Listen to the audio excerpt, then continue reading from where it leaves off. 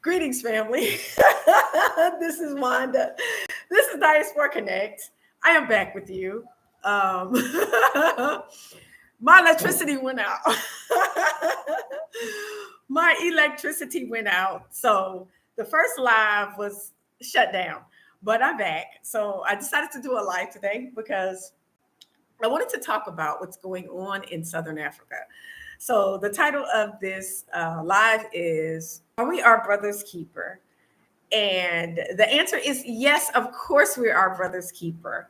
And so what happens to one of us affects all of us. So this is why I wanted to do this video and talk about the political presidential election or presidential situation that's going on over in Southern Africa.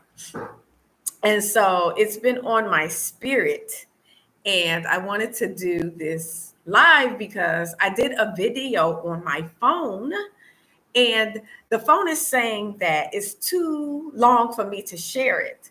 So this is Wanda, Diaspora Connect. Welcome to my channel. I decided to do a live today because I wanted to talk about Southern Africa.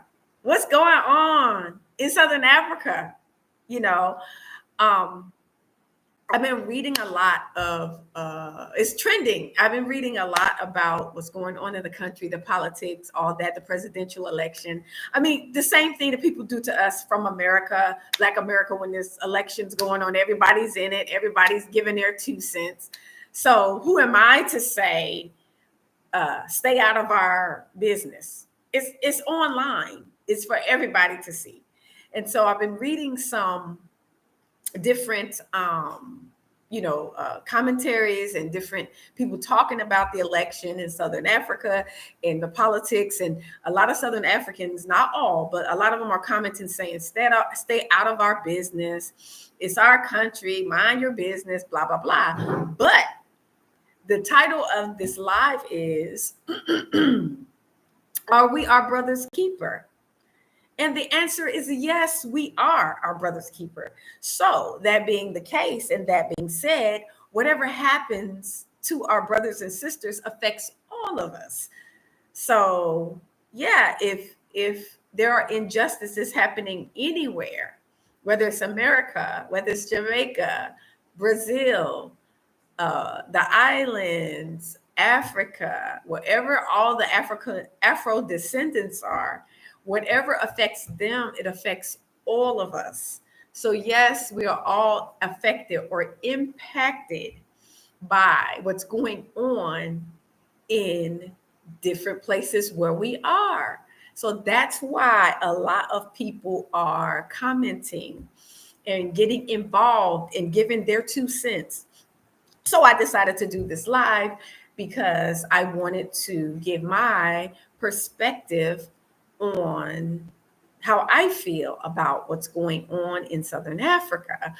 And it is very disturbing because me, if you don't know, I'm an African American and I was born in America. I left America in 2020 and I'm relocated to Tanzania. So I'm here in Tanzania. But whatever happens over here on the continent and in America, wherever it affects me emotionally, spiritually, I'm impacted or I'm affected by it. So this whole Southern African politics situation is affecting me. I feel anxiety. I feel anxiety like I felt when I was in America. I feel that for my brothers and sisters in Southern Africa because I know their history and I know about apartheid. Same thing with us as Black Americans. We had to experience the civil rights movement because we had to fight for our rights. And that was going on and the whole world was involved in that. And they saw what was going on and they felt for us.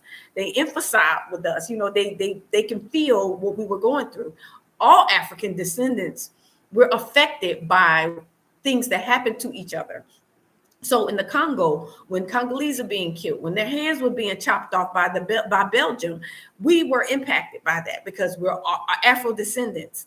We were impacted. It affected us. So whatever's going on, people in that country can't say, this is our country, stay out of our business. They can say it, but you have to understand why people are upset or trying to get involved or it's affecting them.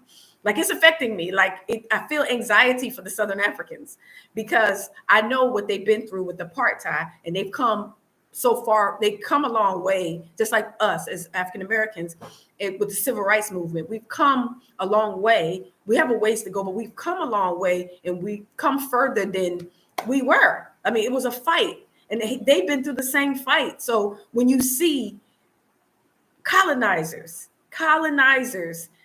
getting a foothold in their country, it affects you. You're going to talk about it. And so I wanted to do this live because I did a video on my phone, y'all, and I tried to share it. I did a video just pouring out my heart, and my phone is saying the video is too long. So I decided to do a live because this is really like impacting me. This is really affecting me. I'm feeling anxiety for them. And see, one thing we have to realize is this is a spiritual fight. It's not all physical. So what we see right now that's going on physically, it happened in the spirit first. It's a spiritual battle going on, and I feel it. And I see that a lot of the Southern Africans, they have a problem with other Africans, and it's like we're not the problem. Like we're feeling for you. We're standing with you in this fight. We're not your enemies.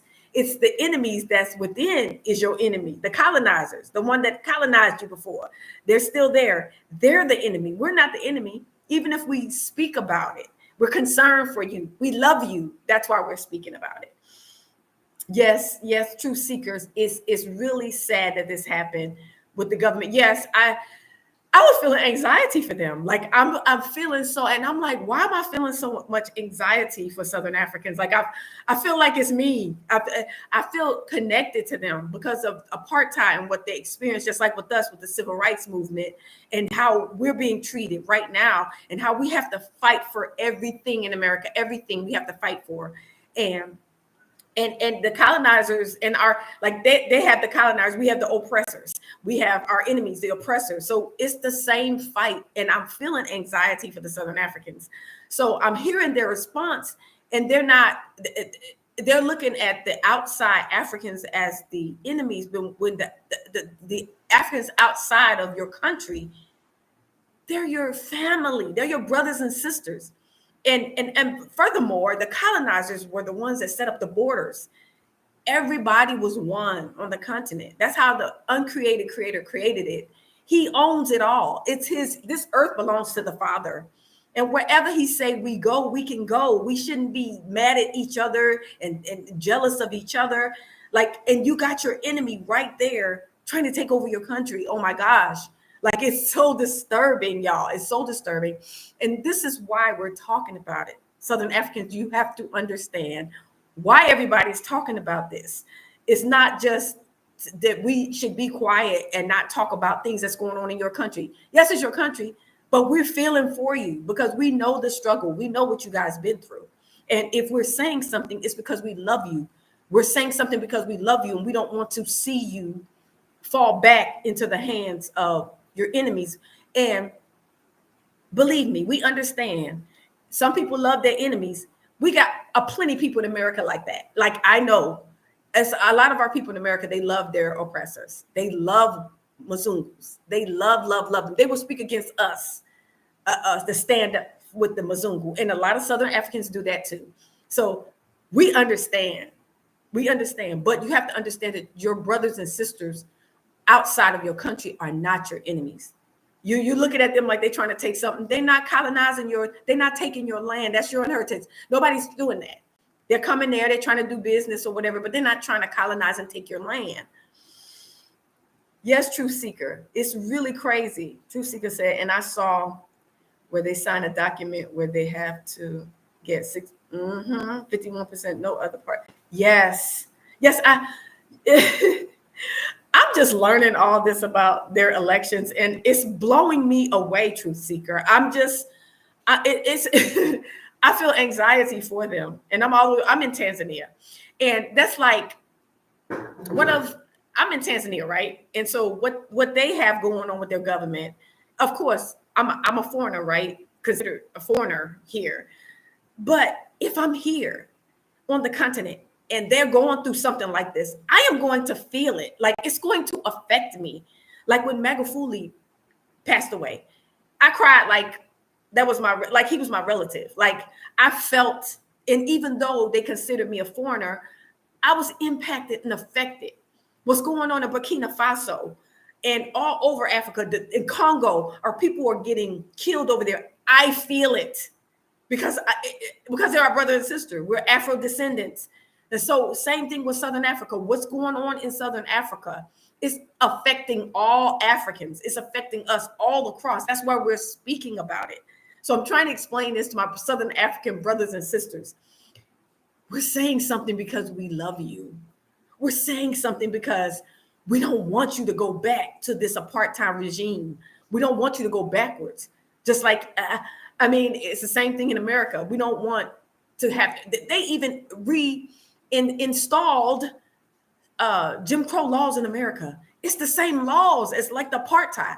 Yeah, it's disturbing. It's very disturbing. And so we're affected by this, what's going on with you in Southern Africa. Southern Africans, don't be mad at your brothers and sisters because we're worried, we're concerned. We trying to figure out what's happening right now, what's going on over there. Like for me, I want to go visit. I've been wanting to go visit Southern Africa, but I'm so damaged. I'm so damaged by these Wazungus and how we were raised with these people, and they're so wicked and evil and diabolical. I'm even not even want to go visit because I don't want to see them like that. I don't even want to be around them like that. So it's a spiritual thing. It's more than just a physical thing that you see. This is some type of spiritual demonic deceit. This is a spirit. It's witchcraft. It is to have your mind so set against your brother, so, to have you thinking that other Africans are your enemy. It's witchcraft. That's what it is. They don't have to physically put their hands on you to control you. It's witchcraft that they do. It's a spiritual thing. Just like in America, they have African American men and women hating each other like you wouldn't believe. It's all spiritual. It's witchcraft. See, they don't even have to kill us anymore. They don't have to hurt us anymore. They can have us hurt each other. They can have us kill each other because we're not spiritual enough to see that it's a demonic witchcraft. It's sorcery. It's witchcraft that they use on us in the mind to make us hate each other. Back in the 60s, we used to fight for civil rights and stood together. We never would be fighting each other like this. Now you got the men and the women in America, the black, just the black men and women, nobody else, just African-American men and women. We hate each other. We're fighting each other like we're each other's worst enemy. It's witchcraft. It's demonic. It's spiritual. What happens in the spiritual realm, what happens in the physical realm happens first in the spiritual realm. So it's all witchcraft. And the same thing in Southern Africa. You have Southern Africans hating other Africans. It's witchcraft. They're doing this to the mind. They're controlling your mind, making you want to hate each other. So while you're fighting your African brothers and sisters, you have your enemies, the colonizers, the true enemies, taking over your land, taking over your government, while you're fighting with your brothers and sisters who don't have no more than what you have. It's so, y'all, if you look at it from a spiritual perspective, it's demonic. It's so demonic, y'all. It's witchcraft, and we have to know as spiritual beings that it's all spiritual, but we have to see what's going on in a logical spiritual perspective. I see exactly what's going on in America. They're turning us against each other, they make us kill each other. You have the married couples and the domestic African-American blacks killing each other. They won't have to do it. We're doing it to each other. It's witchcraft. Same thing in the Southern Africa. Y'all turning on your brothers and sisters. Come on, wake up. The true enemy is within. The true enemy is right there trying to take over your country. They're trying to take your inheritance. It's disturbing. It's so disturbing. So I had to do this live because I did a video on my phone, and I feel like it's spiritual. My video on my phone is saying it's too large to share. I can't even upload it on YouTube. Like, what's the deal with that? It's all spiritual, y'all. So we got to see this. And I had to do this live because it's been disturbing my spirit of what's going on in Southern Africa. Like, those are our people, those are brothers and sisters, and it's disturbing. And they're raging on other Africans. Some of them, not all of them, some of them are raging on other Africans because they're speaking about this. And come on, we are our brother's keeper. We are brothers and sisters keeper. We are. If we see each other about to walk off a cliff, it is our responsibility to warn each other, it's a cliff. Don't, to do whatever we can to keep you from falling off that cliff. And so that's what we're doing for the Southern Africans. We see this is not good. These Wazungus, they got too much control in your country. That's your country. It's your inheritance. And, because you don't like Africans, it's a self-hate. You don't even like each other to where you won't get together and vote for your own people to be in control, to run things. Then you rather have a Wazungu. You trust a Wazungu more than your own people. And I understand that, because you got a lot of African Americans the same way. We got a lot of bootlickers and coons. They love white people over their own people. They'll turn on their own people for Wazungus, white people. And it's the same thing in Southern Africa. It's the same. It's a spirit. It's a wicked spirit, and we have to wake up and identify it so we can pray against it. Like, the only hope for us is the uncreated creator. The only hope for us is the God of Abraham, Isaac, and Jacob. The only hope for us is for him to intervene, because this is bigger than us, y'all. This is just, it's I don't even have the words. It's just, I can't believe it. It's like everything is like falling apart for us. So we got to pray. We got to get on our hands and knees, y'all. We got to seek his face. We got to cry out. We got to stop looking at the physical. We got to look at, it's a spiritual battle. So we wrestle not against flesh and blood, but against principalities, powers, rulers of the darkness of this world, spiritual wickedness in the heavenly places. This spirit of homosexuality, this is just running rampant, taking over, turning straight men gay. It's just, in the spirit of feminism, making women be like, want to control everything and everybody. It's just all this is spiritual, y'all. And it's destroying relationships. It's destroying our families. It's destroying the spirits, taking over our inheritance, our lands. I feel so overwhelmed, y'all. I feel so overwhelmed by everything. I'm already concerned about my brothers and sisters in America, because I'm in Tanzania, and I left in 2020 because I received a call to leave, and from the uncreated creator. So I knew it was going to be bad in America. So I left. I just left early because I knew I didn't even want to be over there. I knew COVID was going. I knew it was a lot of bad things going to happen. So I left. I left early, and now I'm in Tanzania, and I'm sitting here, and I'm concerned about America. I'm praying for our people constantly. Our children being kidnapped. That's in Southern Africa and America. The black kids, the African children, they're the ones that they want. In Southern Africa, I heard that their kids are being missing. Their kids are coming up missing too. They've been missing, but they're coming up missing, just like in America. Same thing. It's demonic.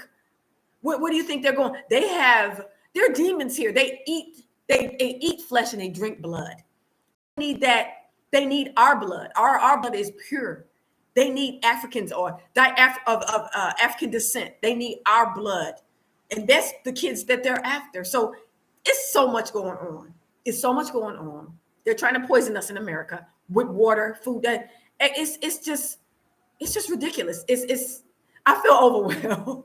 I feel so overwhelmed, y'all. So I wanted to do this live because I did a video, and I was afraid that the video wouldn't upload, because my last video took almost 3 hours to upload. It wasn't that long. It wasn't even 30 minutes. So I feel like I needed to do this live so it could be live streamed. What I'm saying, live streamed for people to see. It's so much going on. We need to pray. I don't know if you're a praying person, but we all need to fast and pray. We need to pray for our people, for our nation, because all of us are being impacted, whether you're in America, whether you're African American, whether you in Southern Africa, they're being affected. Look at Burkina Faso, look at the Congo. Like we're all being, all of the children of Israel are being destroyed, are being affected, and by our enemies. We love our enemies, we love our oppressors. You can't be like that. You need to be spiritual and see what these people, the plan and the scheme of these people, the plot that these people have to take over your stuff. In America, it's our intellectual properties. Hey, traveling Tony, good afternoon. I had to do this live because I'm feeling anxiety. I'm feeling so much anxiety for our people. And I always felt, I'm a highly spiritual person. I always felt like the hurts of other people and the issues of other people. I feel it personally, and I'm feeling so overwhelmed for our people in America. I'm feeling so overwhelmed for our people in Southern Africa. Feeling so overwhelmed for our people just in different places that are being destroyed in the Congo and Burkina Faso. It's like it's stuff going on with us everywhere, and I'm feeling so overwhelmed. I want to do this live because I want to tell you guys, you know, like we got to pray. We got to be more spiritual. We got to see what the enemy is planning things against us. Whether we're in America, we have so many intellectual properties. You know, they may not be taking our land so much, but they did. Like we have to fight for every single thing.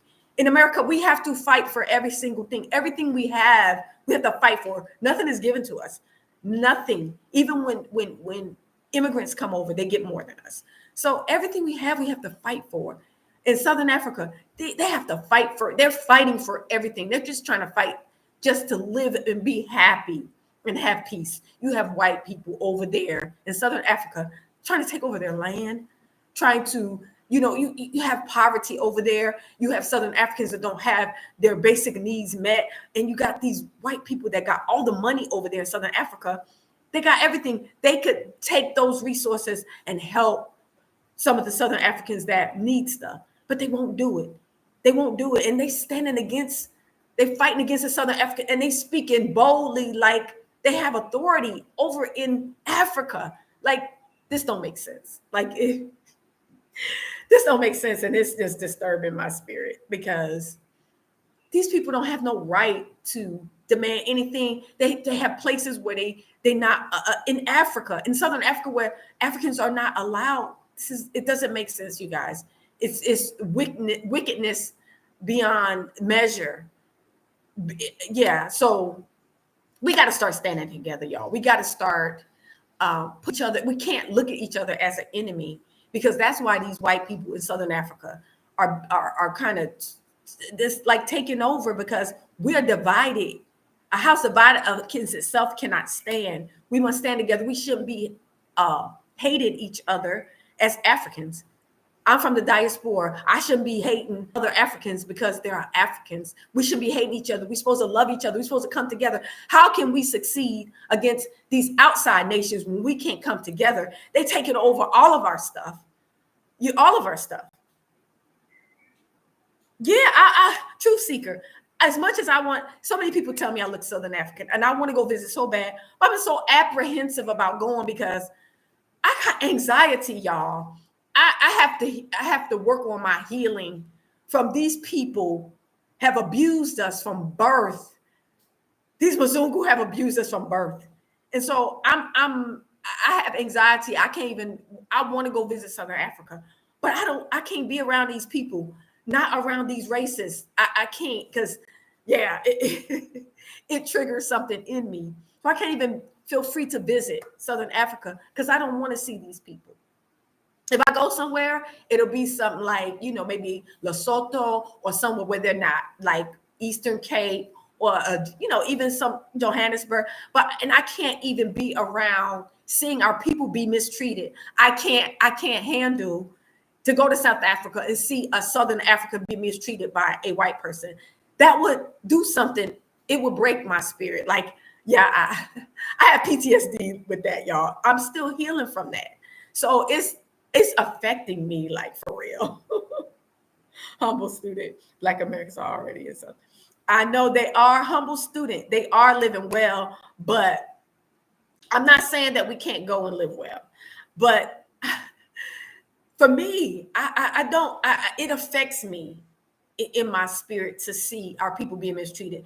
No, it may, like some of the Black Americans, they go over to Southern Africa, they're living well, but it can be like out of sight, out of mind. You can live in a nice place, so you don't see the mistreatment of our people as much. So that's fine. Me personally, I don't want to live in a place where my people are being mistreated.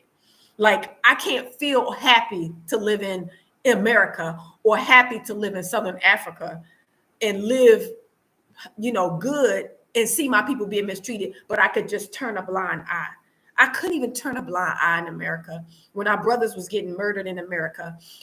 That did something to my spirit, y'all. I mean, when I was seeing our men getting murdered by the police, every time I saw it, it just something chipped away in my heart, in my spirit.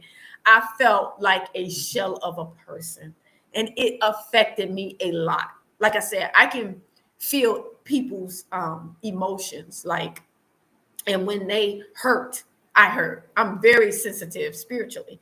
So when I would see these mothers crying about their sons, I have a son.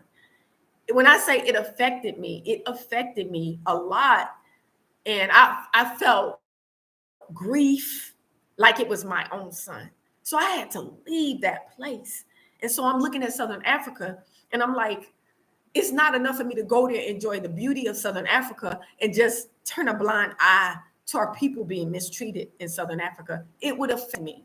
I'm just not that type of person where I could just live in feel like I'm just so happy and live so nice, and then our people are being mistreated. So this is why I think I love Tanzania, because you have poverty and the hidden hand behind it. That's another thing. But these people be hustling, and you don't outwardly see the mistreatment like that. You have the underlying stuff, but you see everybody hustling and everybody, working to make money or whatever. And then if you can, in your small way, just by you purchasing their items here, this supports them. So if you see people selling fruit or selling clothes, they have a business, and they're working, you can do what you can and support little by little. So it's something in your spirit that makes you feel, blessed to be able to help locals, So it's a different vibe here in Tanzania.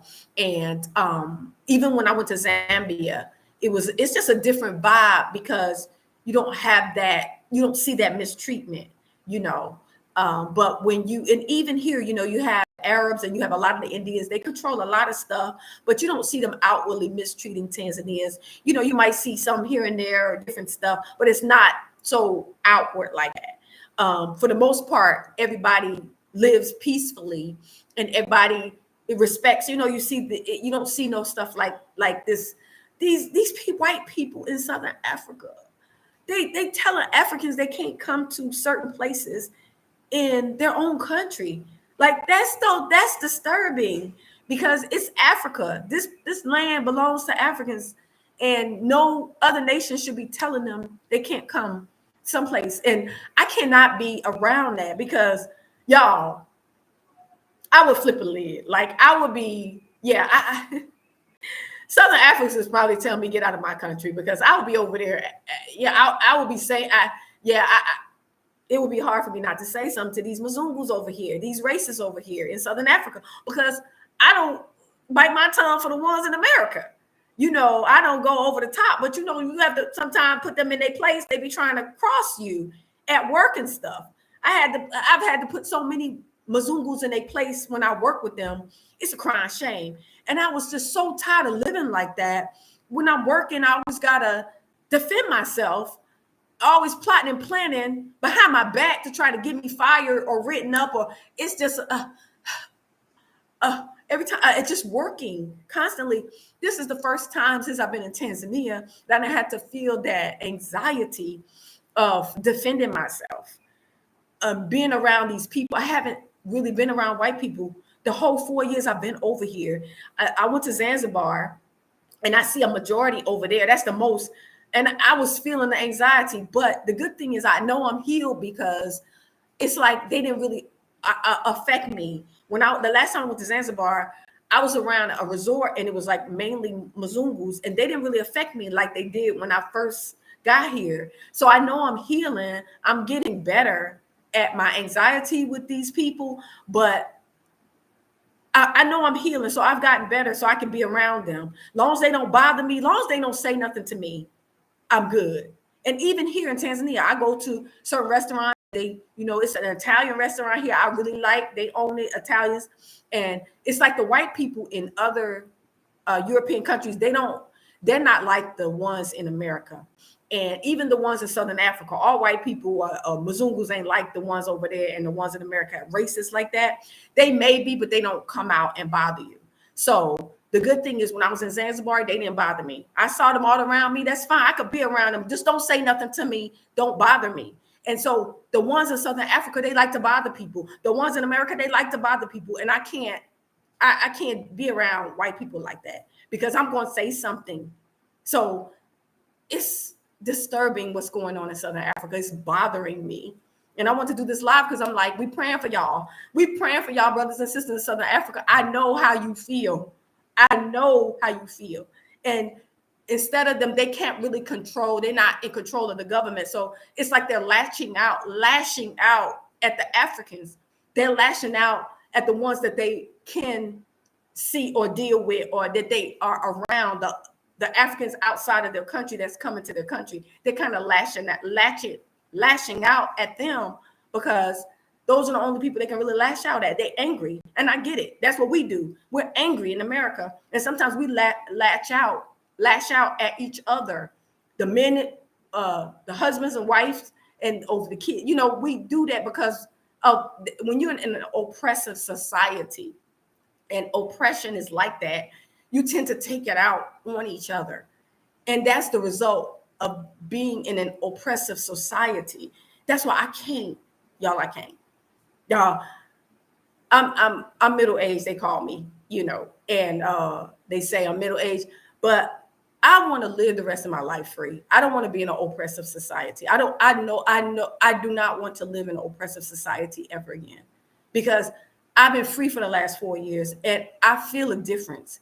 I can sense a difference in the atmosphere. So it's more than just physically somebody doing something to you. It's the atmosphere. It's the environment. I don't want to go to Southern Africa because I know the atmosphere is going to be oppressive. It's an oppressive spirit. It's an oppressive atmosphere. So even with the beauty of Southern Africa, it's beautiful. I see the pictures. I mean, paradise, but I can't really enjoy the beauty and the paradise when you have this oppressive spirit hovering over the country like that. You can feel it. You can sense it. That's why I really did not want to go to Rwanda and Uganda, because of the oppressive history of that country. They had fighting and all that. You can sense the spirit. A lot of people say that you can sense the spirit of oppression or over a people in a nation. You can sense it. And so I always said that I wanted to go to an African country that has never had a history of oppression, people like oppressing them, because it's a spirit and you can sense it when you go to these certain countries. So in America, when you go there, you can sense the oppression in the atmosphere. It does not matter in what neighborhood you live. It does not matter how nice you live, how much money you have. You can sense the oppression over that place. And that's the same thing with Southern Africa, and the same thing with other places that have been oppressed. And I don't want to live in a country that has an oppression like that over them. Tanzania does not feel like that. Tanzania is peaceful. Not that there aren't other countries like that. I'm sure Ghana's like that. It's peaceful. They never had oppressive, all of them had colonizers, but I mean that spirit of oppression, like you feel like in America, like in Southern Africa, where you have these white people right now can tell you, nigga, get out, or kafir, nigger, call us by names names that's not our names, call us outside of our names, telling us we can't in our own country, like in America, it's supposed to be our own home, that the Mzungus tell us go back to Africa. They in Southern Africa, they telling the Southern Africans, you can't come here, get out of here. This only for us. Like, it's just too much, y'all. Like, it's affecting me. So yeah, I've been praying. I've been praying, y'all, because when my spirit gets like overwhelmed and I get anxiety, I feel anxiety, I just start praying. I have been praying. But I want to do this live because let's pray for our Southern African brothers and sisters, because I feel bad for them. I do. I feel bad for them because they're not in control of this. Even with America, I feel bad for our people in America because we're not in control of that place. People keep saying America is not a Mzungu country. America is not a European country. We're not in control. We're not in control. They're doing, they even set up a draft for our children. Our children, 18 to 26, they instilled, passed a law in America for the draft. They can draft our children without even them agreeing to fight for that country. A country that don't even want to give us reparations. They don't even want to give us reparations. They put everybody before us. We got to fight for everything. But they want to draft our children. And that's why they set that draft up, because they know we're not down with them like that. They know African Americans, Black people are not down with them like that. So now they're going to make us, they're going to make our children fight for them. A fight that they started with Russia and China. We don't have nothing to do with that. All these enemies they got, African Americans don't have nothing to do with that. But yet, guess what? They're going to make our children fight for them. And not only fight, die for them. Because when you go to war for these people, your children ain't coming back. It's ridiculous. It's ridiculous. Like, that's got me feeling anxiety too. Because guess what? I have a son. And guess what? He's 26. And guess what? He's over there. So yeah, it's affecting me. Even though I'm all the way over here. I got nephews. I got 3 nephews, y'all. 3 nephews. One of them is over 26. 2 of them is over, but I got one. But I have family there. It's affecting me. It's affecting me. And it's not fair because we're not causing these wars. We got to fight for everything that we getting over there. So it's not, it don't have nothing to do with us, but guess what? They're going to make us fight. They're going to make our children fight. So yeah, it's this whole, everything is going on. Southern Africa, we're going to pray for y'all. Our young people in America, let's pray for them. They're poisoning our food and water in America. Like, we can't hardly find food to eat. It's just everything going on, y'all. Everything is going on. Everything is going on. What you say, Truth Seeker? This government is new. Yeah, I know the government is new, but it's not for the Southern African people. They're not trying to cut back on the poverty. They're not trying to bring those people in poverty up to middle class. They're not trying to improve the economy. They're trying to continue to be rich, hold on to their resources. Just like they're not allowing Southern Africans to go into some place in some places they have like sundown towns is what we call them in America, where they're saying Southern Africans can't go into some country or some place, some cities, or in some regions in Southern Africa is only for white people. That's not okay. And if you have this government partnering with these Mzungus, it's going to be more towns like that. It's going to be more limits to what Southern Africans can do. So they're setting everything up. It's being set up. And instead of us seeing this and banding together, instead of hating on each other, getting mad at each other, fighting other Africans, Southern Africans, not mad at Nigerians and mad at Zimbabweans and mad at Ghanaian, whatever. They mad at other Africans. We're not the problem. We're not the issue. And it ain't only, Southern Africans, they cool with African Americans, so we cool. No, if we go over there, it's still mistreatment of Southern Africans, and we shouldn't be all right with that either. So it's just, You can't win. It's like with these people, like they're making it hard for us everywhere. These Mzungus and other nations. You know, you got the Chinamen, they slithering up under there. They doing the underbelly thing to try to take over low key. They being a low key colonizing them. They coming they ain't doing it the physical route. They doing it the sneaky route. They let me give you this, and let me build this for you. They doing that for a reason. They're not being nice for no reason. They want something. Everybody's birth rate is going down except for Africans. So all these men coming to Africa to get African women so they can continue their existence. Like, there's so much going on. And yeah, it's just overwhelming. It's overwhelming, y'all. So y'all, I'm just I'm just like, I'm feeling some kind of way. I'm feeling some kind of way for our people. I'm feeling like, I'm praying for our people. That's all I could do. I'm just like, Father, please. That's all I can say when I pray. I'll be like, Father, please help us, please. Like, it's like we're getting deeper and deeper and deeper in like a pit or something. In America, in Southern Africa, yeah. So I'm just gonna pray for us. But yeah, I'm grateful to be in Tanzania. I'm grateful to be over here. I'm not ungrateful. I'm not complaining. And because a lot of people say, "Oh, African Americans." I watch videos and they say, "Oh, African Americans, they complain about everything." I am complaining about the mistreatment of my people. I am complaining about that. Like, yes, I am guilty. I'm complaining because it's wrong. It's wrong. It's wrong. It's wrong for what's going on for my people in America. What's going on with my people in Southern Africa? It's wrong. And I got a problem with it. And I am complaining. But I'm grateful to the fact that I'm in Tanzania. I love this country. The economy is doing fabulously. It's improving. It's people are happy. It's peaceful here. The atmosphere is conducive to healing.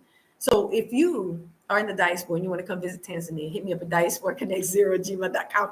I'm going to plug my business, diasporaconnect0@gmail.com, and I can do a travel business consultation for you if you're interested. But it's very peaceful here. I love Tanzania. There are no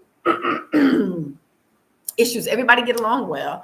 You have Christians and Muslims here. Everybody get along. Nobody's mad at each other. I love the atmosphere here. I have to admit, because everybody gets along. Nobody's fighting each other.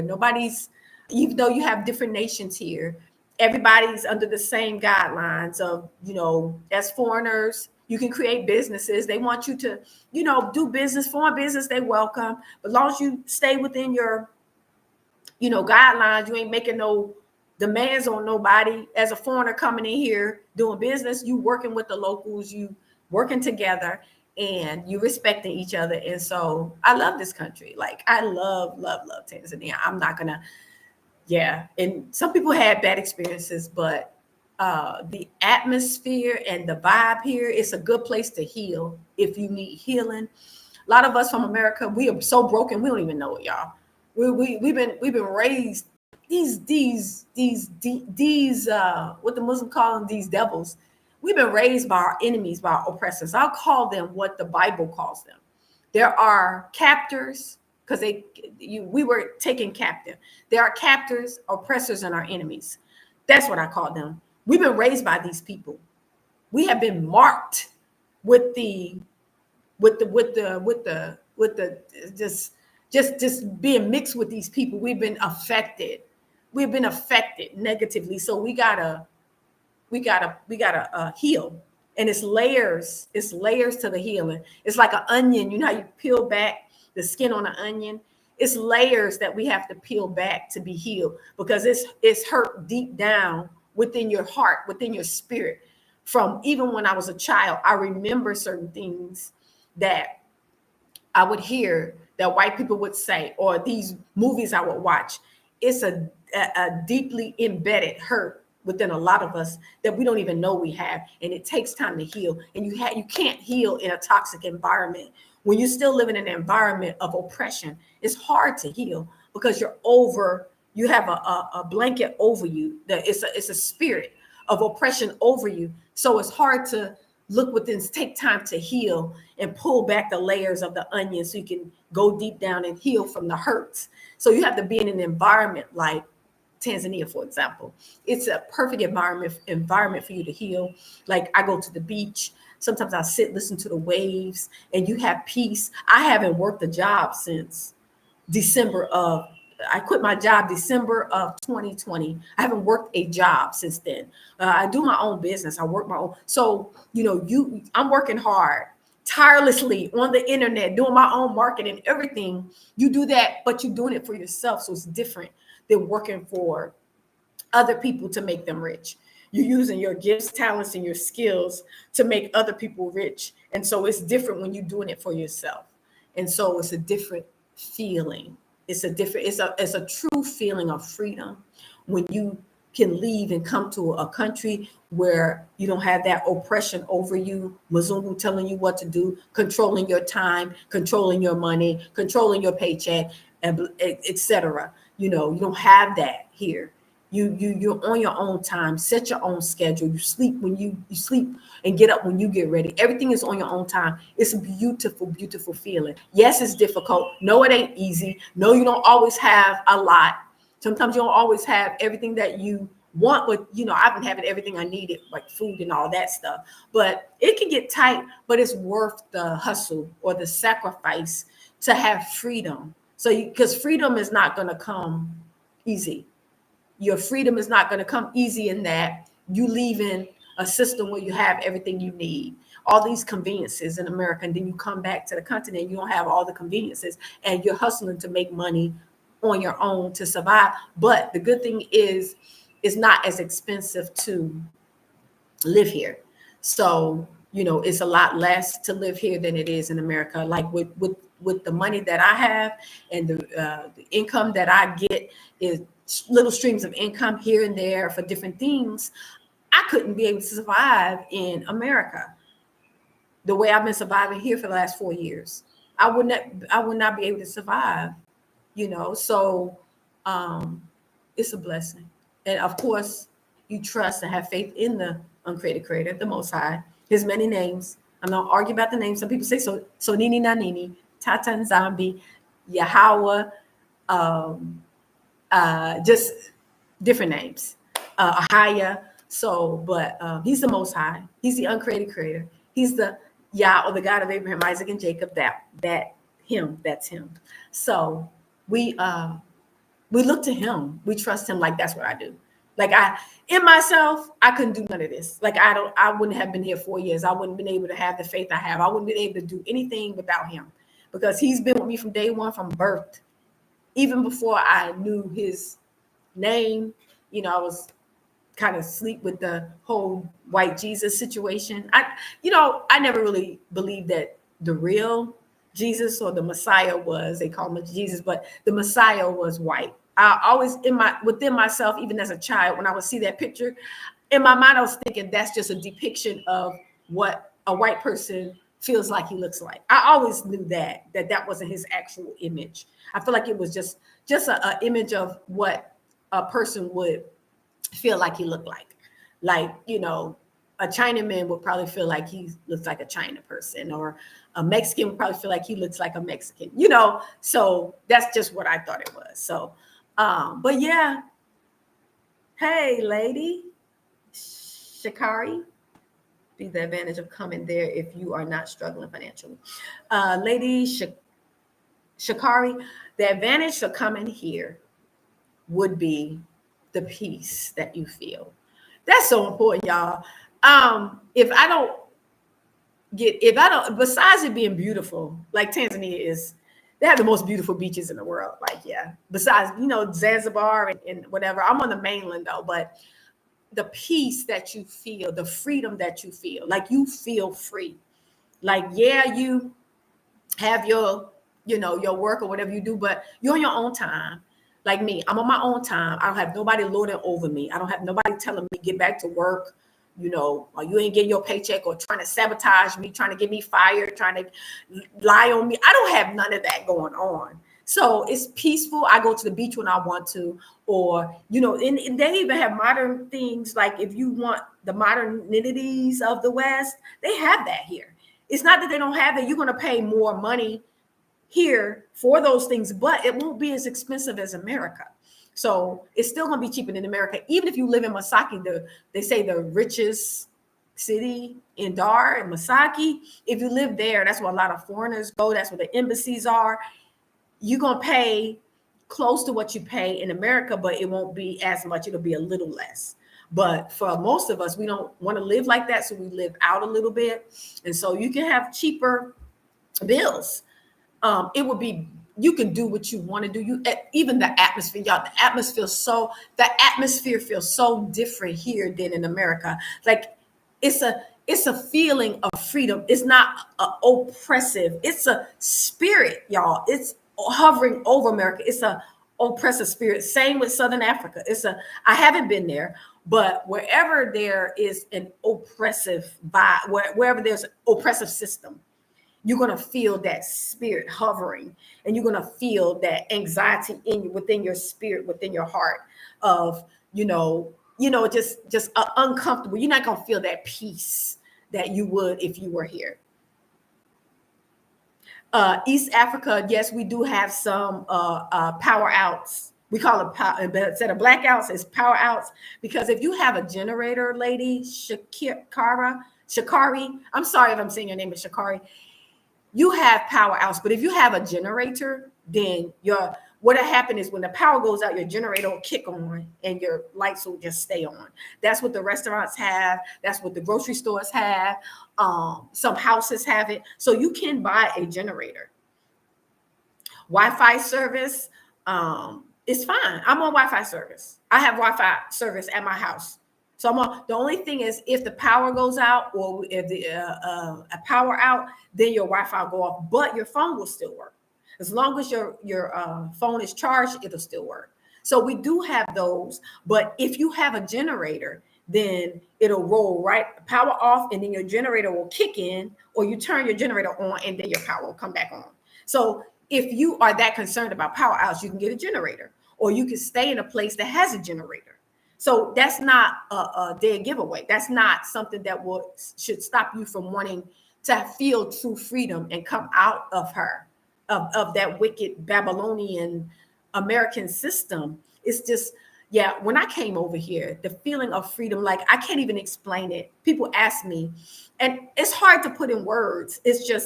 I just know I never felt this freedom when I was living in America. I never felt, it's more of a spiritual thing. Not feeling like somebody's lording over me. I feel free. So when I go out and I walk around with the locals at the markets or whatever, I feel such a sense of freedom. Like I don't have nobody watching me thinking I'm gonna steal, and I don't have nobody to look down on me. Like it's the different environment. It's like a different world. I don't know if some of you people know that movie. I'm telling my age, but it's called Gilligan's Island. And it's a movie about like a bunch of people that got like shipwrecked on a deserted island. And it's like Tanzania to me would feel like a deserted island that you go to.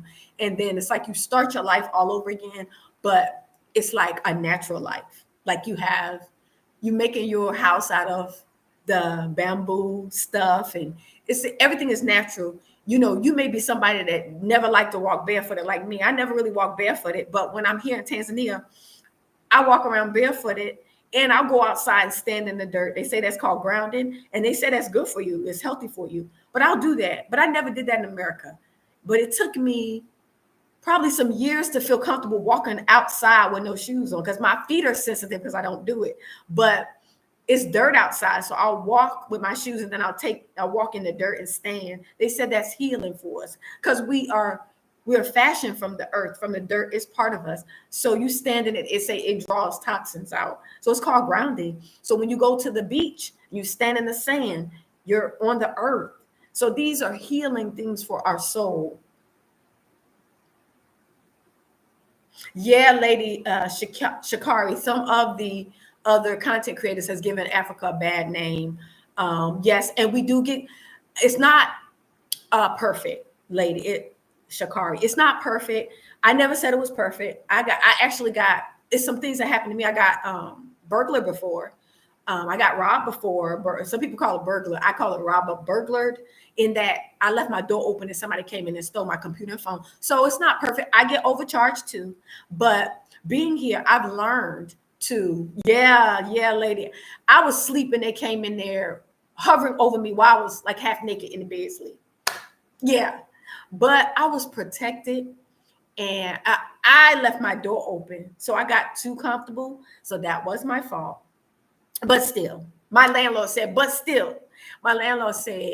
everybody, because I was in a fourplex, and my landlord said, everybody in that building leave their patio door open, So it's funny because they didn't go in nobody else's because they was local. I was the only foreigner, but they came in mine. You see what I'm saying? So things like that does happen, but it didn't deter me, because I still would rather be here than deal with what I have to deal with here than the oppression. Oppression is a different feeling. So even if you have everything you need, so in America, I had everything I need. I had all the conveniences in my home, but I was like living in a prison. It's like I was in the house, but I was afraid to go, because I was single at the time. I was afraid to go certain places by myself. I was afraid to go certain places, period. And my son was there. My son is 26.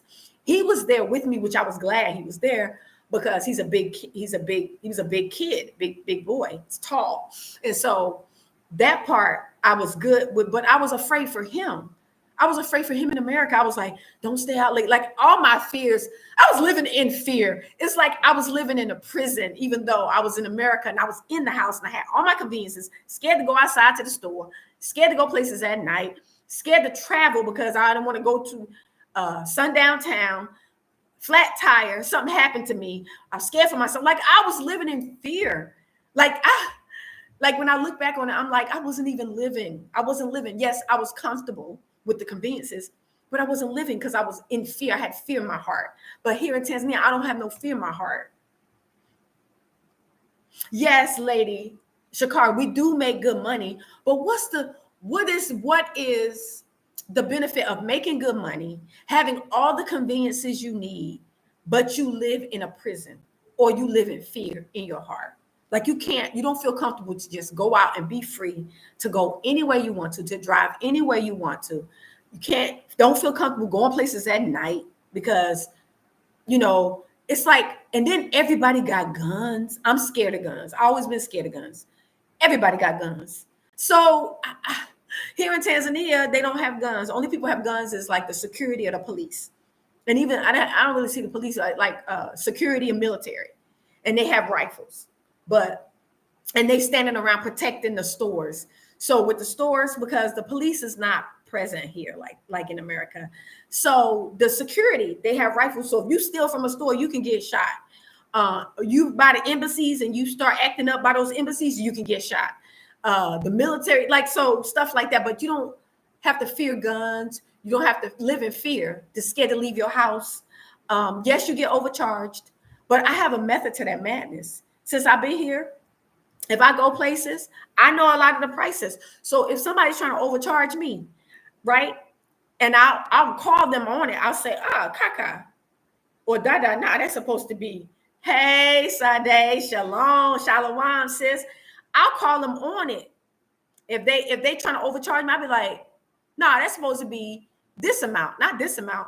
And then they'll say, oh, madam, okay. So if you know the prices, you can negotiate. You have more of a chance, even if you don't speak the language. You know the prices. You can negotiate, and you can walk away. Nobody said you got to be overcharged. It's plenty of people that you can go to. If you can compare prices. You can. If you want to buy a washing machine, you get a price with this person, and this person, and you can compare prices, whichever one is the cheapest. And you can tell that one person, well, this person, this price was this. Like, you can negotiate. Or you can have a local to negotiate. That's workable. Overcharging, that's workable. I've been here for 4 years. I still get overcharged every now and then, but I can say I ain't gonna never go to that person because that's what I do. If that person overcharged me, I don't go there no more. I go to another person. So those things are workable. That stuff you can work around. Being overcharged, you can work around that. You can be you might not have all the conveniences. Like me in my place, I don't have air. I got that fan, so I don't have all the conveniences. But I'm safe. I have peace. I'm happy. I don't have no. I don't feel oppression when I leave out the door. I don't feel like I might get shot or a white person might, I go to the mall, a white person might be following me around or be rude to me at a restaurant. I go to this Italian restaurant here. I go to a lot of restaurants that's owned by foreigners. And the one that I remember the white people own is this Italian restaurant. But they are Italians, so they kind of different from I would say the white Americans. They are the worst. They are the worst. When I go to meet here in Tanzania, you'll see white people from other places like Russia or Germany or Italy. They don't act as bad. They still racist, don't get me wrong, but they don't act as bad as the ones in America and the ones in Southern Africa, those Dutch people. They don't act like that. All Europeans don't act that bad. Most of them racist, but they don't act like that. They don't treat you like that. And now I go to this Italian restaurant. These Italians that own this place. I don't have no problem. I don't have no problem. Nobody looking down on me. I don't have no problem. The man be nice. You know what I'm saying? They don't all act like that. Here, they don't act like that. I did go to Zanzibar and it was a lot. I felt anxiety, y'all. I went to Zanzibar with so many white people. Y'all.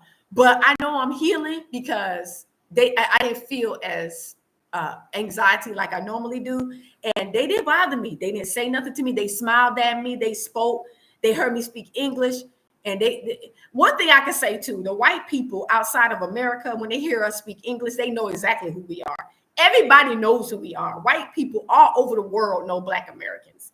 We got a reputation, everybody, and they give us respect. Outside of America, they give us respect. They really do.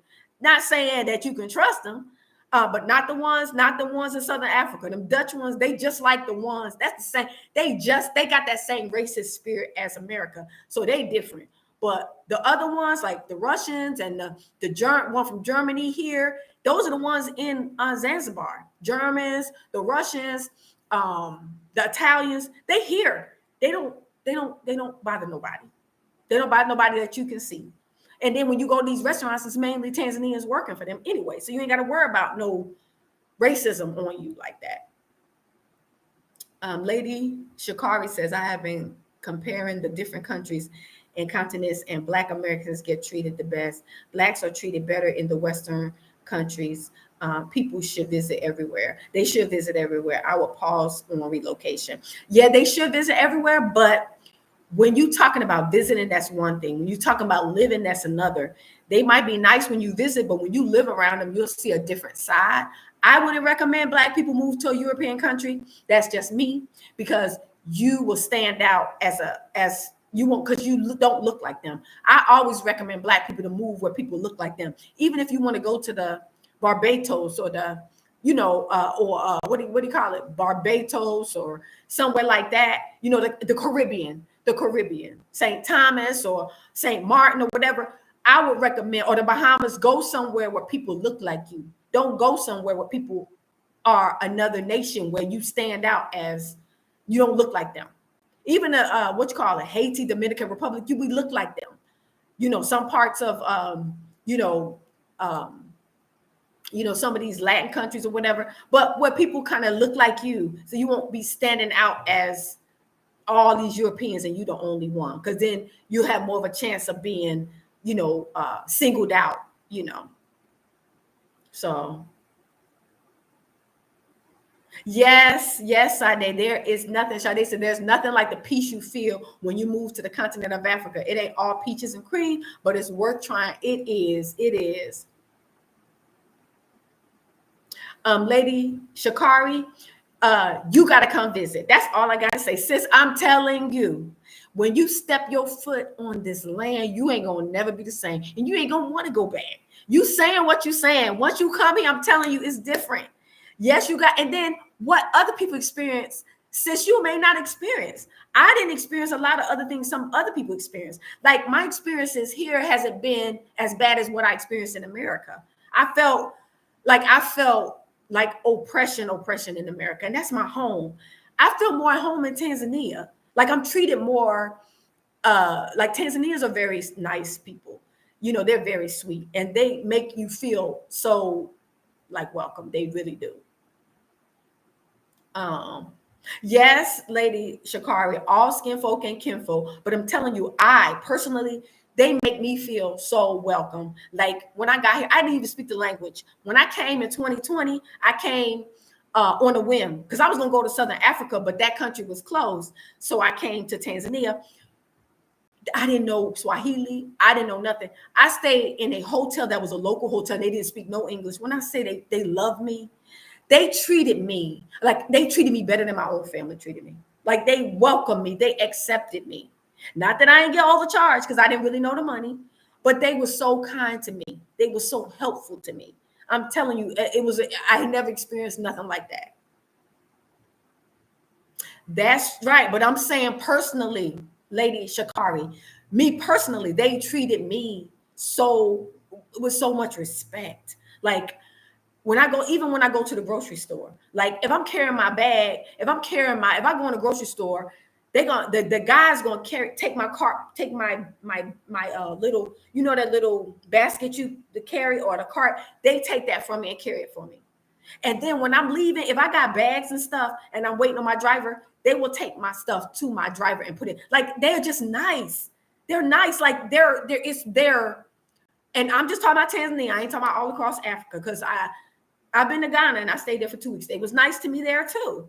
So you have to visit before you make your decision about what you wouldn't do and what you couldn't do. Because when you're in a oppressive society, you have a certain mindset. But when you come out of it and you sense freedom and you feel true freedom and you know people are genuine and you're treated well, then you have a different perspective.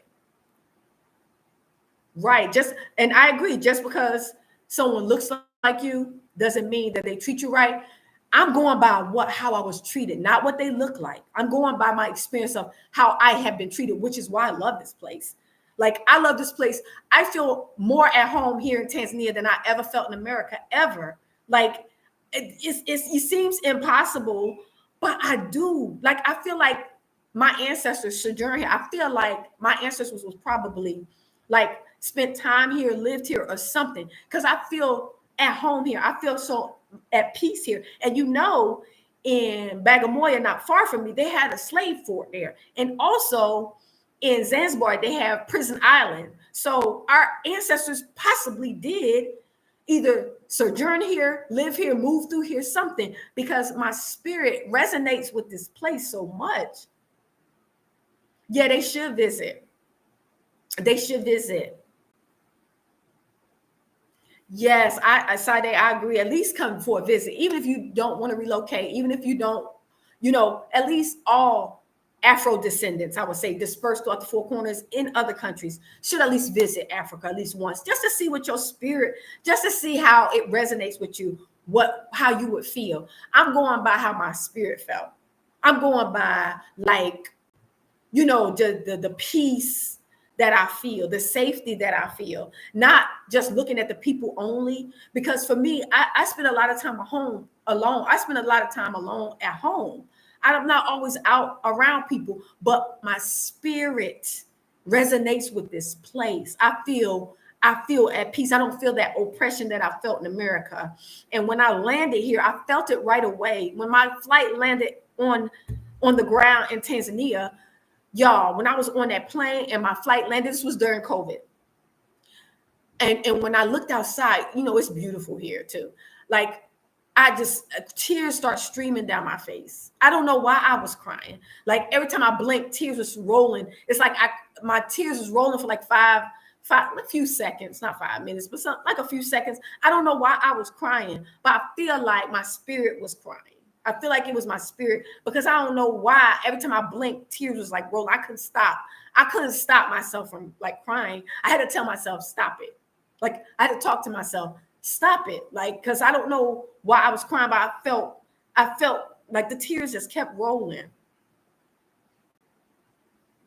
Yeah, Lady Shakari, yup. Do your research, and at least visit, ask questions. And for me, a lot of people contact me because they want to know my personal experience. So it's not enough for them to do research and just look online and hear other strange people's stories. Sometimes it is worth you consulting with someone because they can tell you their personal experience. Personal experience is different from just general experience or just hearing people online, because everybody got different experiences.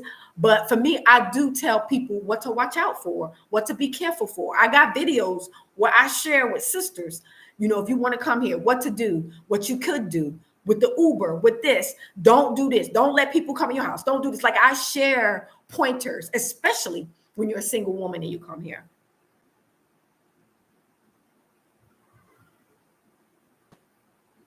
You're welcome, Lady Shakari. Yeah.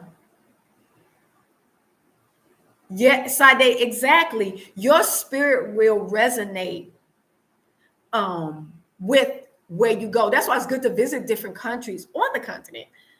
For me, I went to Ghana. I stayed in Ghana for 2 weeks during the year return. I was going to Southern Africa before I came here, but the countries were closed. It was COVID. So it was the only country was open was Tanzania. So I ended up coming here. But initially I was going to go visit Southern Africa just to see, what my spirit felt. And then I came here. So when I came to Tanzania, that's when I felt that feeling, which is why I love this place. And I just, yeah. And even went to Zambia. I went to Zambia. I went to Kenya, and I didn't feel that the same thing I felt when I landed in Tanzania. So yes, it's good to visit different countries. I didn't like Zambia. I'm not going to lie. Zambia was, the only thing is Zambia is landlocked, and I really like to be by the water. I'm a tropical, I always like warm weather and a tropical vibe. I always said that I could live on an island. I always used to say that because I don't like the cold weather. And I always complain. I'm born in New Jersey, it's cold, lived in Colorado, freezing. So I always said, if I could live on a tropical island, I would not complain. If I could live somewhere where it's very hot, I wouldn't complain. And now it's like, wow, it's like the Father heard my prayer, because it's really hot here. It's tropical, and I just love it. Like, I love, love, love it. Haven't had to take iron pills. I haven't had to take calcium pills. When I go to get an annual exam in America, I always was low on iron and calcium. But being here, the sun is so much sun. So I get that. And then the fresh fruit and vegetables, I get that. So I haven't had to take supplements. I brought them with me. And I just realized, I realized after 2 years, I was cleaning out my stuff. Oh, I haven't taken any of these supplements, because I eat the certain foods that have, and now my body is absorbing, because sometimes you eat things and your body may not absorb the calcium and the iron. But now with this fruit and vegetables here, my body is absorbing it. And I see the difference in my skin and my energy. I feel more energetic and youthful. My skin, people tell me my hair is growing. Like, I feel like I got a new lease on life. I'm not going to lie. Like, I'm in my I'm middle age. Y'all know I'm in my 50s. But I feel like I'm in my 30s energy-wise. I remember when I was in my 30s, how I felt, my body and my energy level and stuff like that. I feel that energy again. I feel that same way I felt. Like, I feel like the Father gave me, like he gave me, he blessed me with the years to come back, give me more years, So yeah. Thank you, Sade. I try to, sis. I try to, Sade, we can't share everything online, but I try to share what I can to help people if they want to at least visit. And then when they come, for me, I will meet you. If you reach out to me, I can meet you at a cafe and we could chat. If you need help with your phone, if you need a hospital, if you need a school for your kids, whatever you need, I will try to, because I know a lot of people, I can connect you. It's a nice diaspora community here. Yeah, Lady Shakar, we are spoiled, but you can get those same conveniences here too. They have areas that people, for some reason, people don't think that Africa does. Nairobi is like New York, from what I heard. They say it's so developed, and I seen pictures. They got malls. Look, when I went to Zambia, Zambia got nice malls like we got in America. I stayed in Zambia. I went to Zambia and I stayed for like 3 weeks. I stayed 2 weeks one time, then I went back the next month. This was 2 years ago. Zambia malls is fire. Like they got the same stuff we got. So don't let the continent make you think that it's all poor and undeveloped, because it's some places that's highly developed. Southern Africa also, like it's like they live there. That's why so many African Americans are going there, because it's just as developed. Yeah, they got that load shedding stuff, that powerhouse, but you get a generator and you won't be impacted like that. I'm Lady Shikari. I was spoiled all my life since I got here at 50. You know, I'm used to being spoiled. But you know what? I had hard times in America, and I had to hustle through some times. It was tight for me financially sometimes, and I had to eat stuff I didn't want to eat, beans and rice and this and that. But I learned through that how to manage here. That situation taught me how to manage here and to be grateful for stuff and not feel so entitled all the time. Okay, so the language you could do like you could have the translate app on your phone. I use that. I ain't take no lessons. It says I ain't take no lessons. I learned Swahili through the people I talk to. I'm gonna show you, sis. This is the translate app right here. It's Google Translate. Type in English and it'll convert it to Swahili. You don't have to take no lessons. And you will stay around the peninsula where most of the people speak English. You won't go out to where they don't speak English until you learn more. Thank you, Sade. Thank you. You see, I'm trying, see my hair's growing. Y'all, I've been trying to get my hair to grow for the longest. If you look back on 2020, how short my hair was, it's actually growing now. Pragmatic mystic. You're saying the truth. Welcome. You're saying Sister Tanzania is great. I have feel the same when I came to meet Tanzania. Okay. Arusha for 2 months. Yes, pragmatic mystic. Thank you for your comment. Thank you for viewing. Yes, Tanzania. Y'all, I have not changed my mind. I've been here since 2020, and the place is paradise. And I'm not going to lie. The reason I say it's paradise is because, Lady Shikari, let me explain. We got to get used to living off grid. We're used to conveniences and being spoiled, but America is getting to a point where it's going to be a time where a power going to go out. It's going to be a time where you ain't going to be able to drink your water. You got to learn how to adjust when things happen. Things are going to start happening over there, believe me. And so when you learn to live off grid, that's the goal, is to live off grid for all of us. It does not matter where you are, whether you're on the continent, off the continent, throughout the four corners of the earth. We all should be trying to be self-sustainable. I think you do agree with that, Lady Shikari. So if you're self-sustainable, guess what? You got your house out. You ain't on electricity. You ain't on water. You out. You bought land. You got a borehole, your own water, no water bill. You got solar panels on your house. You ain't got an electric bill. You do what you got to do. You may not have the conveniences, but you off grid. You growing your own food. You don't have to go to the grocery store. You got your own animals. You got your own meat. That's what we all should be striving for, sustainability. So it doesn't matter, Africa don't have this. We're supposed to be off grid anyway. Yes, Miss Teka, thank you for your message. Lovely one. Hello from Florida. Welcome from Florida. Welcome to the channel. Lovely one. Yes. So our goal found. Lady Shikari, you know I'm talking to you. We got to be off grid, sis. We can't have the conveniences all the time. We got to have our own house. We got to have our own land. We got to have solar panels so we won't have no bills. We got to have water our own water. We got to have our own fruit and vegetables in the ground. We can go pick our own food. We got to have our own animals, our own cuckoo if you like chicken, lamb, goat, eggs if you like that. We gotta be like that in this time coming anyway, sis. Might as well start now. Sis, might as well start now. Tobago is now just like America. Yeah, we gotta start now. So don't feel like you gotta have you spoiled. Lady Shikari said we spoiled. Let's be spoiled with our own stuff. How come we can be spoiled? We can build our own house with solar panels and we can have everything in it. Our washing machine, all the spoiled stuff. You got to worry about power outs because you got solar panels, sis. We got to be off grid.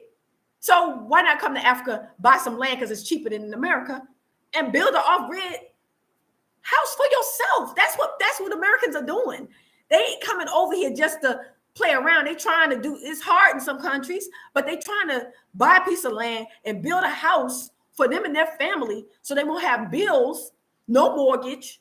You ain't gonna have no mortgage. You got your solar panels, no bill, no electric, no water, your own food, you free. The little money you do make online or whatever, that's your own money. It's about you choosing the right country and your needs in Africa. Exactly, Sade. Yes, Miss Tika Teka, we can connect. diasporaconnect0@gmail.com, diasporaconnect0@gmail.com. Hit me up. Let me see if I can type it in here. Diaspora. Yeah. Diaspora.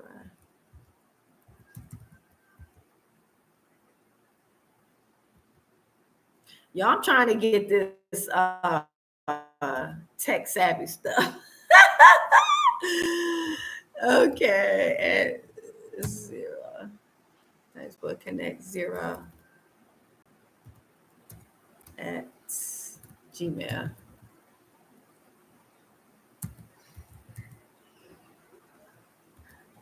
Yeah, I'm so slow with this stuff. I'm trying because I do my own marketing. Gmail.com. So I do my own marketing, and that's how I've been here. How you think I've been here? Like, I do consultations. A lot of people like, oh, why I need to pay you? Because the stuff I'm just mentioning to you, this is stuff you need to know. This is stuff you need to know. I got a lot of videos you can look back on it. Lady Shikari, I think our people should travel more. Lovely one, you are welcome. Traveling Tony. I don't know, Traveling Tony. You be trying to, Traveling Tony, he says, when you start doing open panels, Traveling Tony, you be trying to commit me to too much. I'm kind of nervous about all this.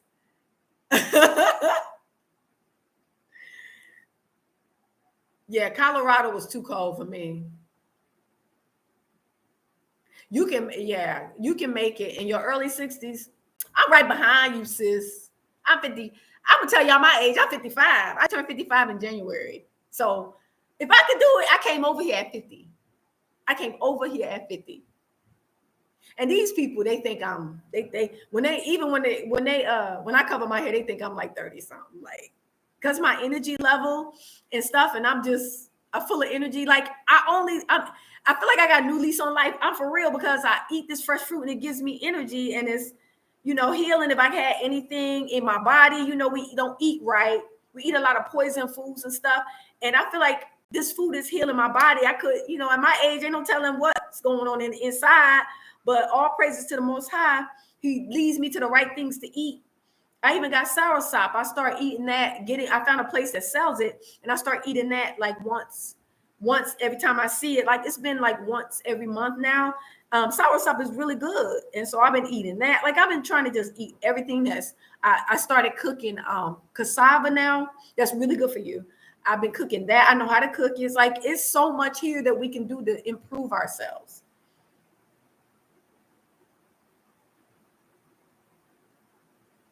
A few tents, they were huge on the inside. No, I haven't seen any tents, Sade. The cost of living, it can vary. Miss Teka. I don't know how I'm pronouncing it, but the cost of living varies here. You live the way you choose to live. If you have money, like at your age, you can live nice. Because I don't know if you get retirements or whatever like that, you can live nice. But it's the cost of living is what you make it. Like, I have a 2-bedroom apartment where I live. I'm in Tanzania, but I'm not in the city area. I'm out. And my rent is $200 a month. And I got 2-bedroom, 2-bathroom. Where can you find that? Yes, Lady Shakari, you need a diaspora, not only a contact person. You need a diaspora because if you get a local, some people say, oh, reach out to locals. they don't know they don't know our expectations. So when people do that, they tend to get in a situation, because if you reach out to a local and not one of us, just because they speak English, they don't know how we're used to living. See, they can live with minimal. We're not used to living with minimal. We can live, you got to gradually get to that point. Like I had to gradually get to that point. So when I was looking for my place, I bought everything. I bought a fridge, I bought a stove, I bought a bed, I bought a couch. Like I bought everything because I got an unfurnished place. I need a washing machine. I don't want to wash my hand. So it's certain things I know I need. I bought it. But you talk to a local, they ain't gonna know how you used to live. And you need to speak with someone like us who live where you come from, and then they can tell you, like, if you get this, it's going to not have nothing in it. It's going to be unfurnished. You get this, it's furnished. It's this amount, or that's too much. You can get one for this. Like, we can tell you. Wow, Pragmatic Mystic said, my Tanzanian wife and I already started building our house in Arusha. It's almost 90% finished. You didn't look. Oh, yeah, I am in my 50s. They don't be thinking that. It's just because this environment, I always look younger than my age anyway, even in America. But yeah, and I think it's because I'm slim too, that might be. But my brother on here, Traveling Tony, he married a Tanzanian woman, and I met him, he online too, and he building a nice house for him and his wife.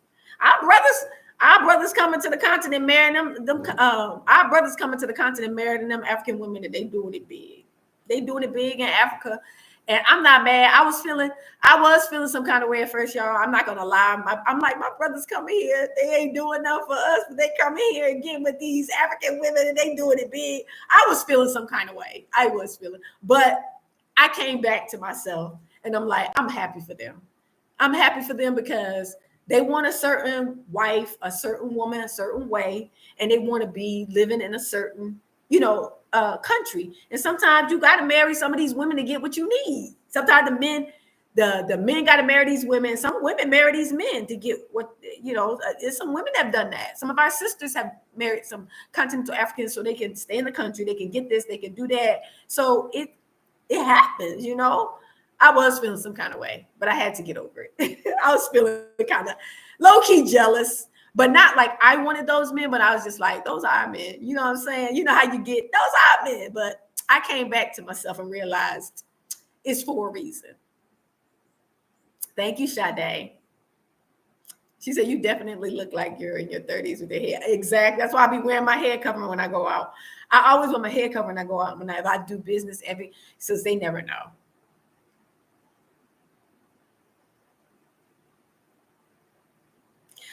Lady Shakari, the reason I don't really do that is because the locals don't like you taking videos of them. They get really upset.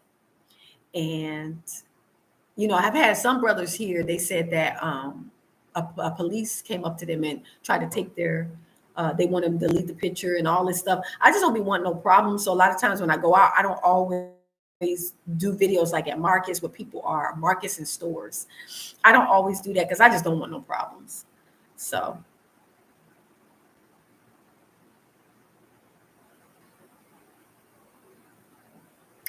I haven't tried the cassava leaves.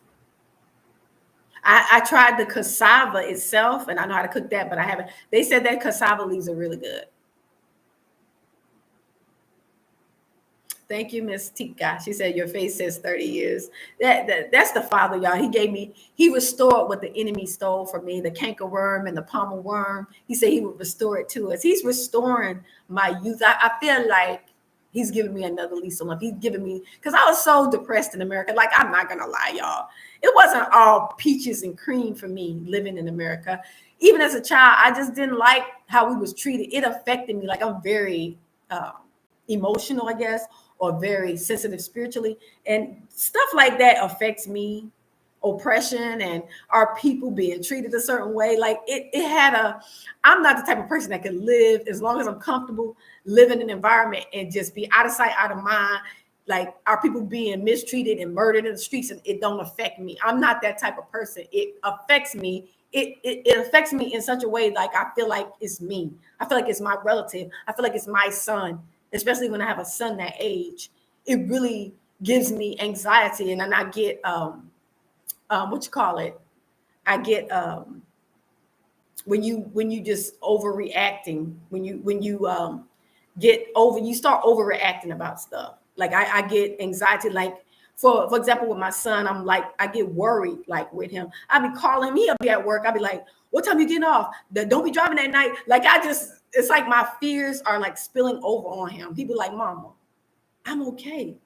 Mama, I'm gonna be okay. Like he's like I could feel my fear is like spilling over to him. When he was growing up, I was paranoid because he's handsome basketball player. He was in high school. He's 6'5", very handsome, and just, you know, got so much going for himself. And I was just worried about him, that he would be targeted because he's tall and he stands out. And I would just be so worried if he's driving or if he's at work walking. Like I'm always like at night, I told him, don't you, I used to tell him when he was in high school, y'all, don't you walk nowhere. Some of the parents, some of the basketball parents was like, Tonio is spoiled. His name is Antonio. They would say, Tonio is spoiled. He don't walk nowhere. I said, because I told him not to. I told him, I don't want you walking at night. You call me wherever you are. I will come pick you up. Yeah, it was bad, y'all. My poor son was like, Mama.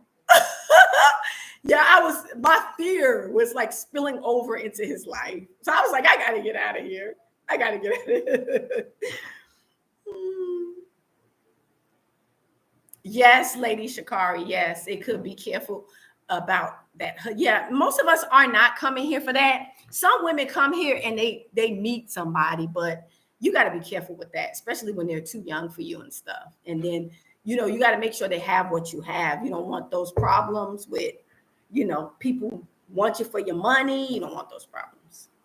You don't want those problems at all.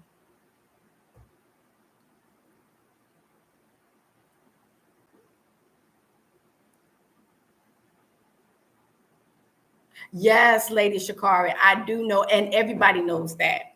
Everybody knows that. So we got to be careful when when trying to date and stuff like that. You got to be careful what people's motive, you know, is towards us.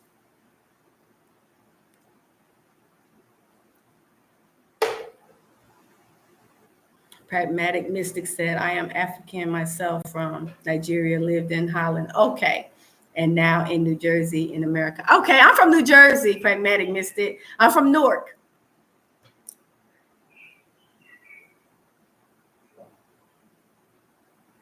Yeah, that's good. It's good if these men don't take their wives back to Western countries. If you marry a wife, uh, it's best to keep her out of there because you don't want her to be influenced. You know, you don't want her to be influenced by some of the things, not all. We got some good sisters there, but you got some, you know, that might influence them to not act like how they're culturally raised to be. And a lot of the men like the way that some of the African culturally how they're raised. Like I have to respect Tanzanian women. I have to say I respect them a lot because they're raised well. Like they're really good. They're quiet. They're the epitome of what the Bible says.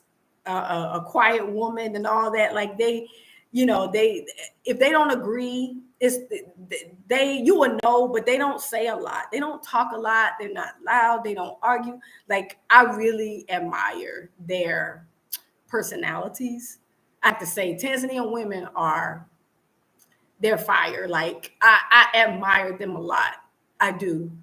And you know, they're just their temperament. They have really laid back, relaxed temperament, and they just easygoing. You know, they're very easygoing, and you know they raised that way. So we had to be different. We raised in a different environment. So you know, our women, you know, us, we was raised in a different environment. We had to speak up and stand up and fight for this and that, and it's just it changes you. It changes you a lot. You know, I don't regret my experiences, but I see them and I like their how they are. I like how they are, how they carry themselves. how kind they are, how soft-spoken they are, how they cover their bodies. I really, really like Tanzanian women. I really do. I like South African women too. I like, their style and stuff. Yeah. Yes, Miss Tika. He did. He Most High had better for me. He did. Thank you for subscribing, lovely one. Thank you so much. Happy Juneteenth to you too. Okay. Celebrate. Be careful out there.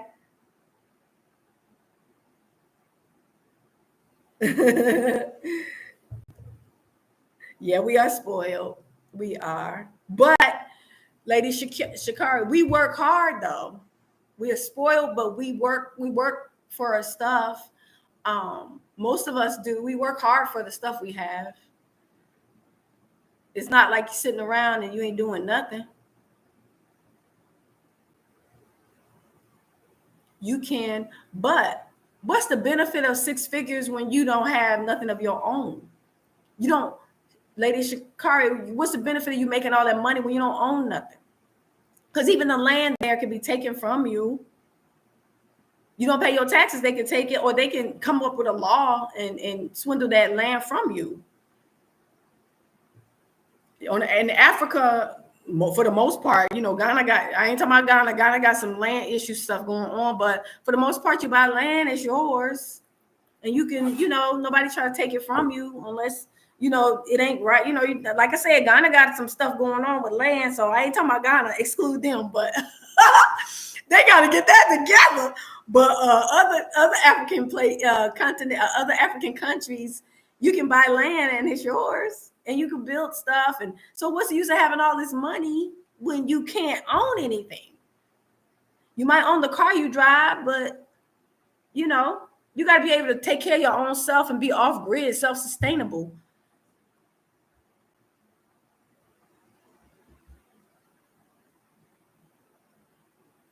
Right, Lady Shakari, exactly.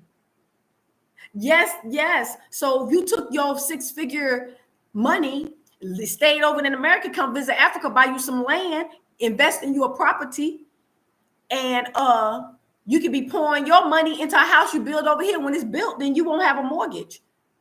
You can come back and forth. Nobody say you have to live over here. You can do business over here. Get you a second home over here. So if things get bad over there, which they gonna get, then you have a place to come.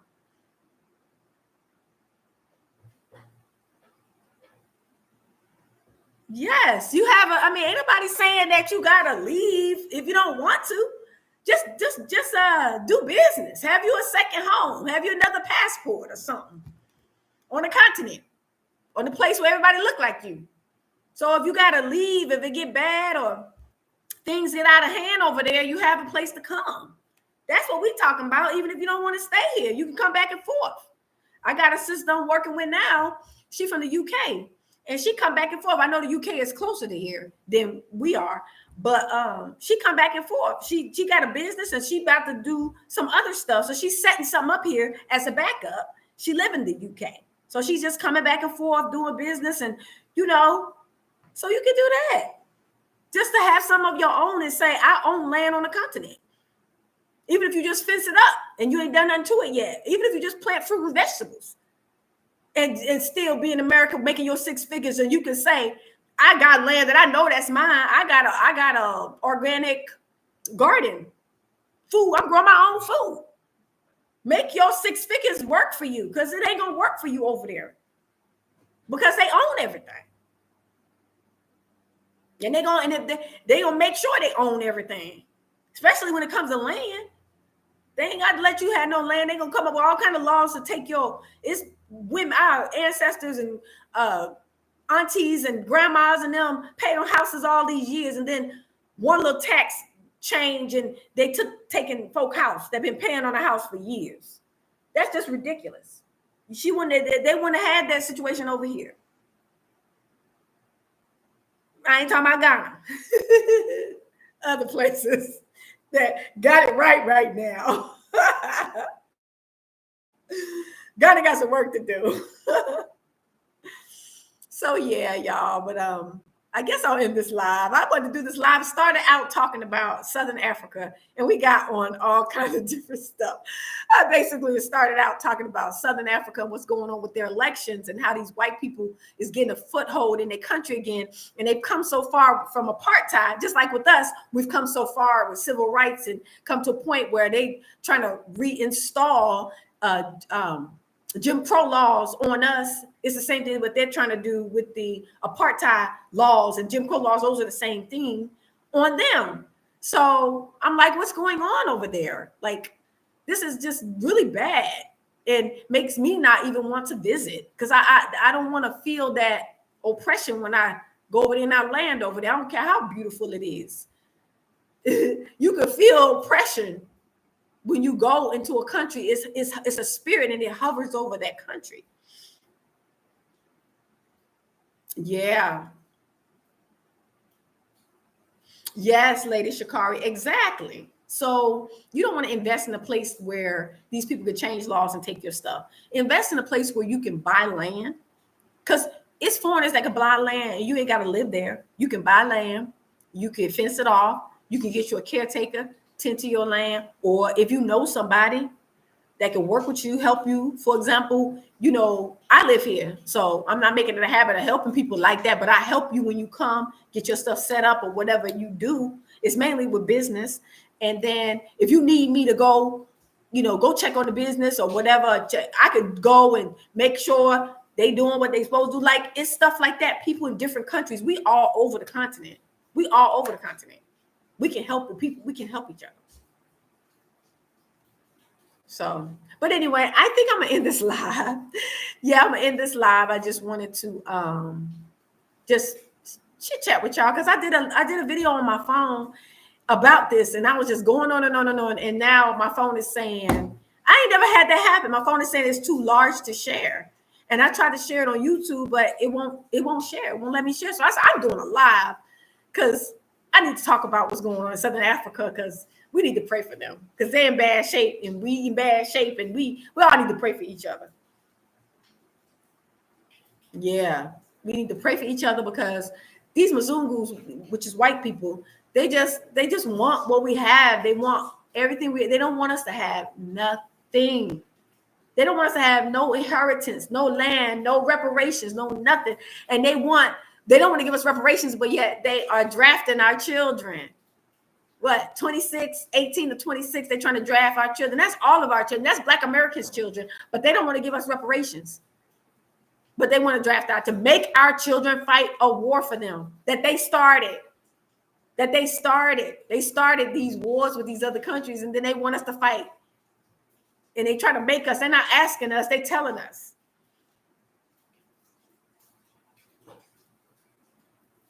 Yeah, Southern Africa, they had a election, and in the election, they have a white group that got a party over there, and they wanted they come to find out they're going to be all involved in the government in Southern Africa, and they racist. They racist just like in America, and it's just. I felt anxiety, sis, just like I did in America when I heard that about them. I'm like, this is just ridiculous. These people won't stop. Yes, they brought back the draft, exactly, but they don't want to give us reparations. They did that for us, for Black people, because they know we know the truth. They know we ain't down with them. Yes, I'm praying for Southern Africa. I'm praying for us with this draft because my son is 26, and I'm telling this young man, get your butt over here. He's working over there. So I get it. But I'm like, you got to get out of there because I don't want you to get stuck over there. So I'm still praying for him. I'm praying for everybody. Like, I'm trying to cover everybody in prayer. I'm covering myself, covering all our family in America with this food and this water and this draft. And Southern Africa got these white people trying to take over their country. And they got this white-only town in Southern Africa they saying Africans can't go into. These are white people. It's just unreal. So unreal. Lady Shakari, your son is above the age, but that don't mean nothing. If they really need people, they'll get all our people. They put all our people in the front line. And when they go, they ain't coming back. They ain't coming back. So that's the point. That's the point. Miss Tika, we don't have a choice. We got to vote for some. Well, I ain't gonna say we got to, but you got the lesser two evils. They both evil. The Dem and the Rep. The Dem party and the Rep. They both evil. What choice you got? What choice you got? They said that they gonna even be able to draft women. They gonna even be able to draft women, y'all. They gonna try to get all of us. They say, honey, since no African Americans ain't down with us no more, we gonna make them. We gonna make them fight for this country. And all them FDAs, Foundational Black Americans and African Descendants of Slaves, they love that place so much, they can go ahead and recruit their kids to fight for that place because they love that place. And they say they from that. So if America goes to war, then they got to send their kids to fight.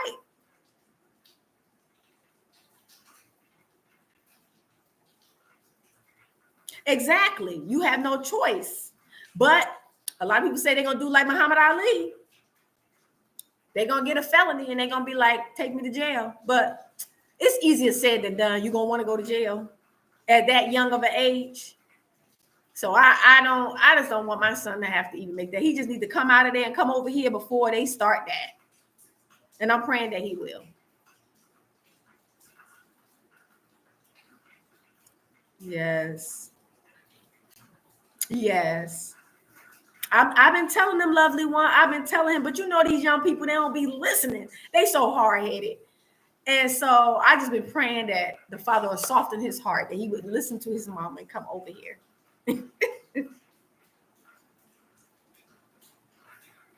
Yup, they go to jail, Lady Shakar. Exactly. And a lot of them said they gonna go to jail. Like, who wants your child in jail too? You don't want them in war and you don't want them in jail. So it's just not a good situation going on right now. So anyway, I'm going to end this live stream. Thank you guys for chatting with me. I had to get that off my chest. I felt anxiety and I just was going through it. I'm all the way in Tanzania and I feel like I'm in America. I feel like I'm over there with my people. I'll be watching. I stay watching what's going on in America and I stay praying for my folks over there. I just want everybody to be safe. I just want fairness. And it's not, even for Southern Africans, I feel for them. Like, I really do, because it's wrong what these Mzungus are doing with their country. It's just wrong.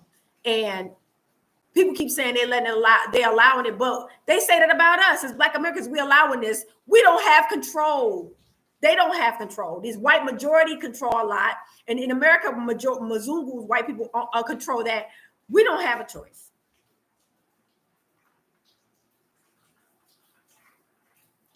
Lady Shakari, I know a lot of them are getting effeminized, and they leaving, and it's a lot going on, getting killed. Okay, lovely one, gratitude. You take care too. I know, Sade. That's what I sent my son 3 messages. I'm like, look what they said they're gonna do. You need to get out of there. Because he might miss it because he'll be 27 in November, but still, I don't want to take no chances. I need him to get out of there. I need my child to get out of there, y'all. So let's pray. Let's keep our folks in prayer. We got to pray, because that's the Father's the only one that can help us in this situation in Southern Africa, in America, in the Congo, in Burkina Faso, everywhere we got stuff going on. The Father is the only one that can pull us through this stuff. So anyway, I'm going to end this stream. Thank you so much for chatting with me. I'll do another one soon. I hardly ever do streams, but I should have did StreamYard, but I didn't think about it until after I got on here. I'll do StreamYard. Yes. Everybody, please do me a favor, like, share, and subscribe. Thumbs up. And I will see you guys in the next. You too. Have a good day. See you guys in the next video. I'll do another one soon.